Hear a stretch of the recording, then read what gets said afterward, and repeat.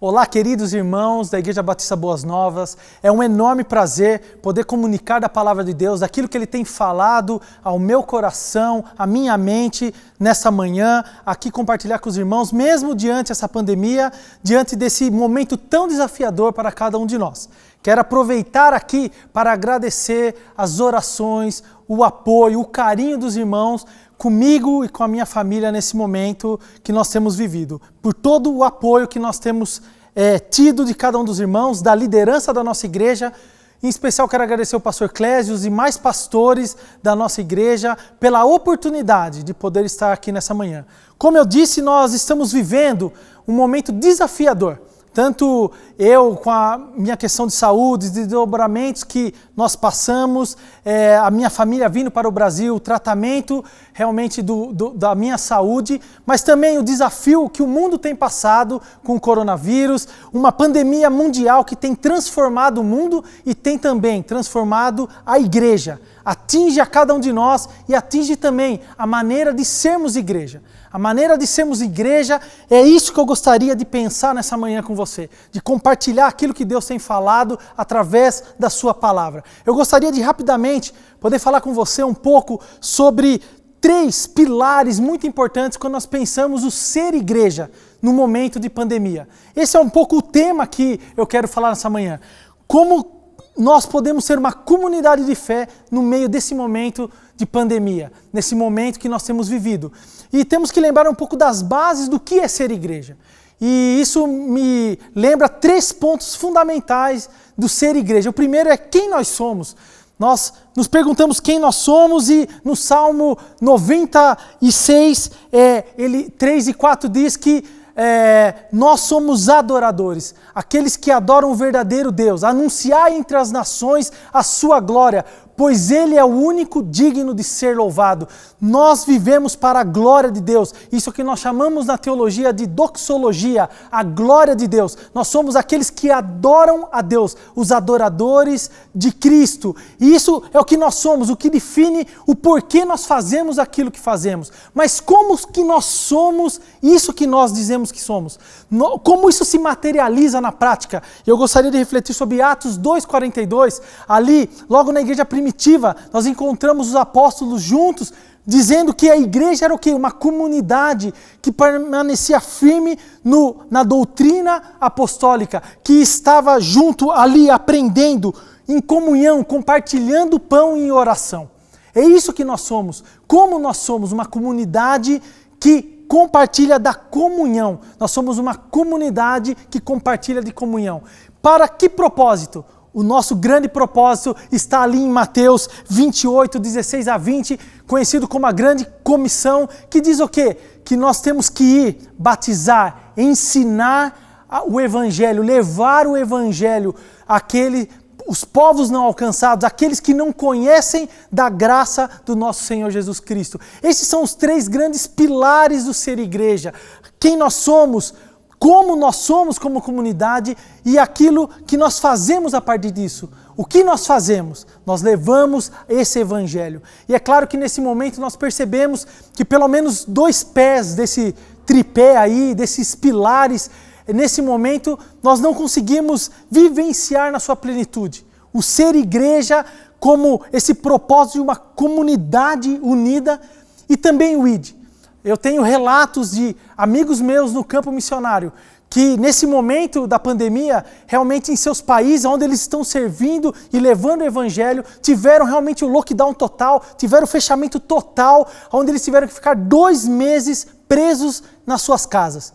Então isso prejudicou demais todo o movimento de plantação de igreja. Eu que sou missionário da Crossover Global, para quem não me conhece, né? Eu como missionário enviado da Igreja Batista Boas Novas, atuando ali entre os nossos plantadores de igreja, o que eu tenho que comunicar nessa manhã é que, infelizmente, muitos desses trabalhos têm sido prejudicados nesse momento. Assim como a sua vida particular tem sido prejudicada, assim como a igreja não tem conseguido se reunir da forma realmente como ela deve ser, unida, compartilhando pão, estando junto, abraçando, realmente compartilhando de momentos felizes juntos, louvando ao Senhor. Também no campo missionário não é diferente. Em muitos contextos, existe um fechamento total ou parcial dos nossos trabalhos.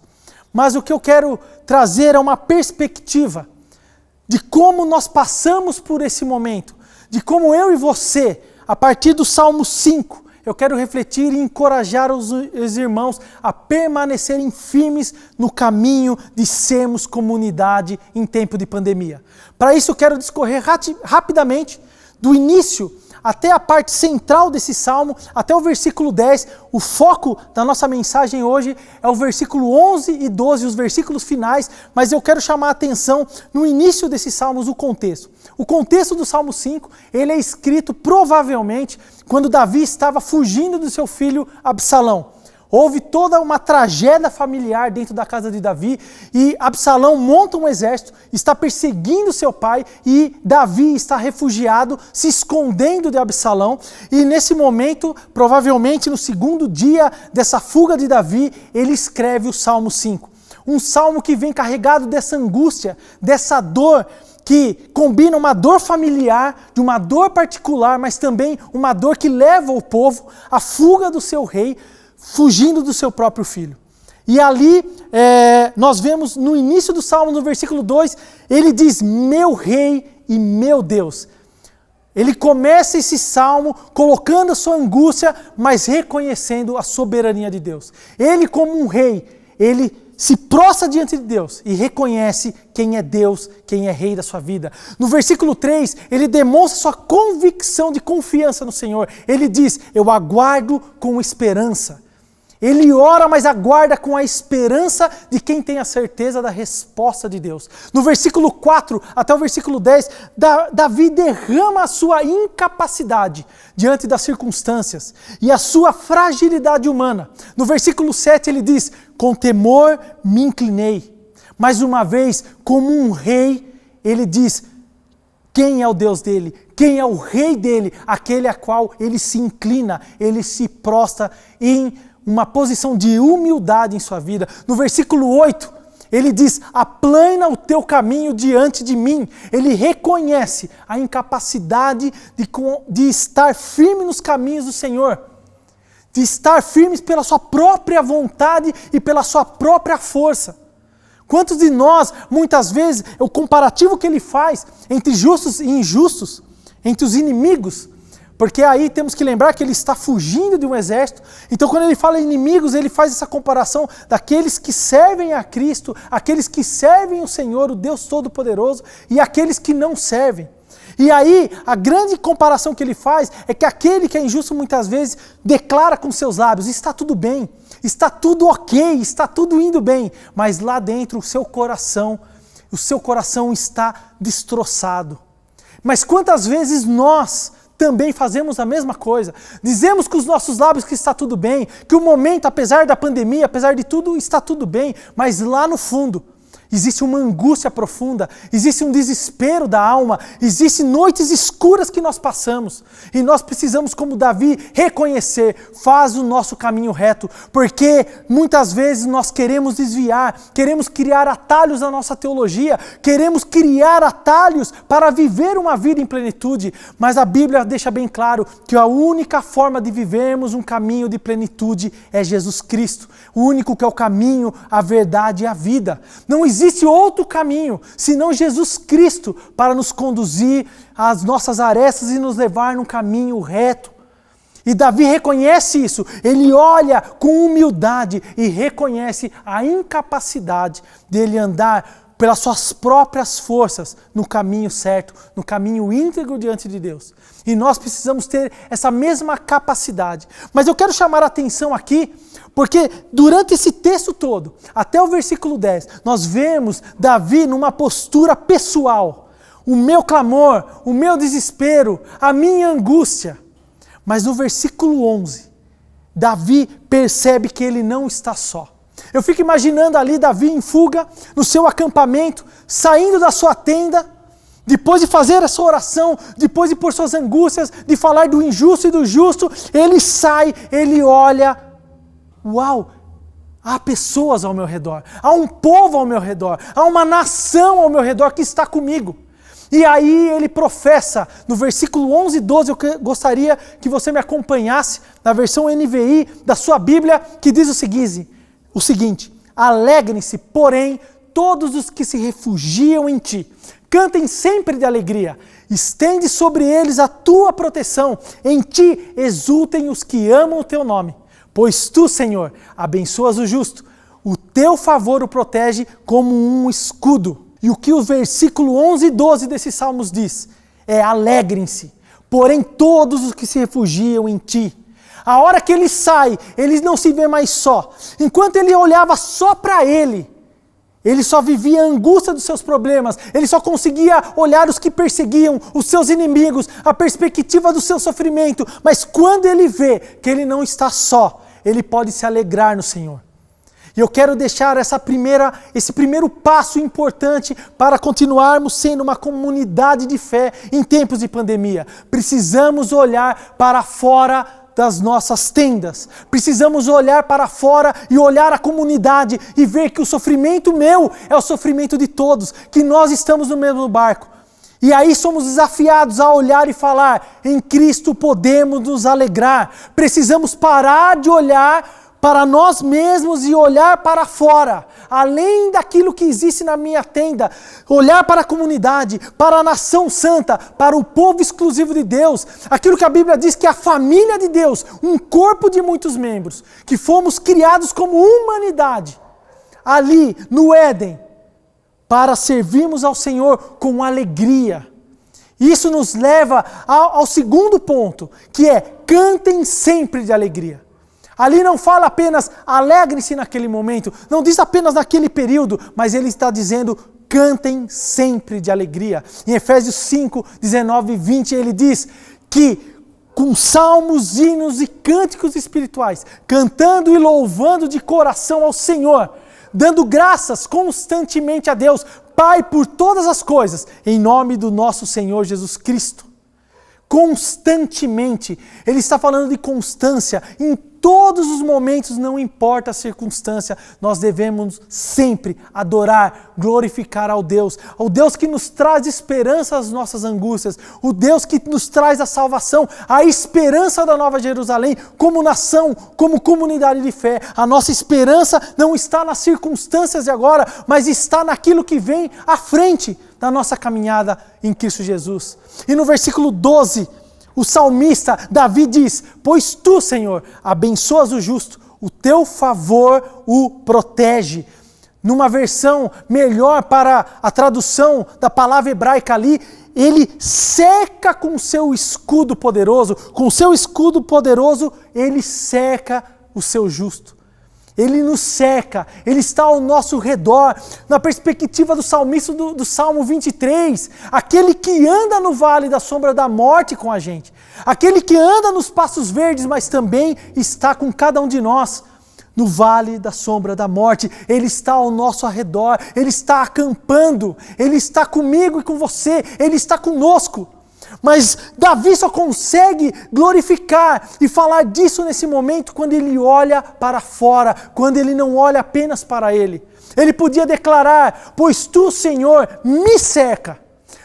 O Senhor é escudo para mim, mas não é isso que ele diz. Ele diz que o Senhor é o escudo para o justo, que Ele é proteção para o justo, que Ele cerca cada um de nós.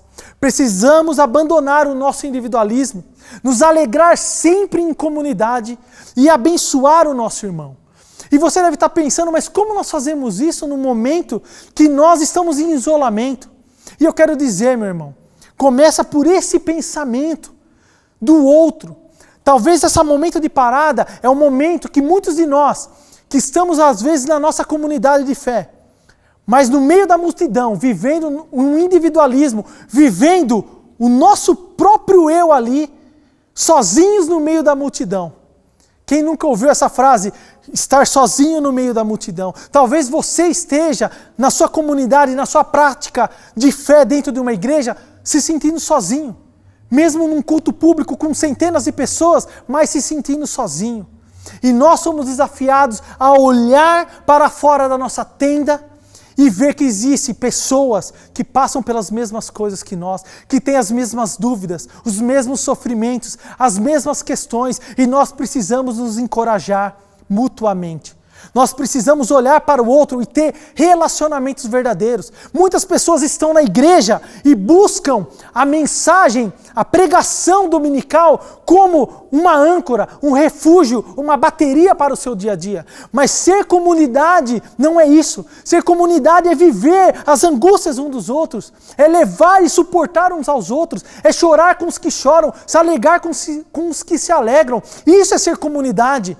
Ser comunidade é se envolver, é ser realmente um corpo vivo em Jesus Cristo, ser uma família, ser de fato uma comunidade de fé abençoadora, onde nós podemos compartilhar o pão juntos, orar juntos, chorar juntos e vivermos juntos. Nesse tempo de pandemia, isolados, eu tenho certeza e eu quero orar para que você também tenha essa convicção de ter saudades de estar na igreja, de sentir falta desse irmão, e que nós possamos voltar diferentes, buscando mais relacionamento, buscando mais o outro, buscando mais ser uma igreja que realmente tem os traços de Cristo, que é o amor, laços de amor verdadeiros, além das nossas questões pessoais, além daquilo que nós pensamos que são os nossos problemas, se alegrando juntos sempre, não importando as circunstâncias, e abençoando uns aos outros como comunidade de fé, como igreja de Jesus Cristo. É isso que eu gostaria de deixar nessa manhã, na perspectiva do Salmo 5, no momento que o salmista não olha mais para si, mas ele olha para a igreja de Cristo e ele vê, eu tenho outros que estão comigo, que oram comigo, que estão junto comigo, que vivem as minhas dores e angústias, que estamos juntos como comunidade, e nós precisamos disso. Vamos orar. Senhor meu Deus, muito obrigado pela Tua palavra tão desafiadora nessa manhã.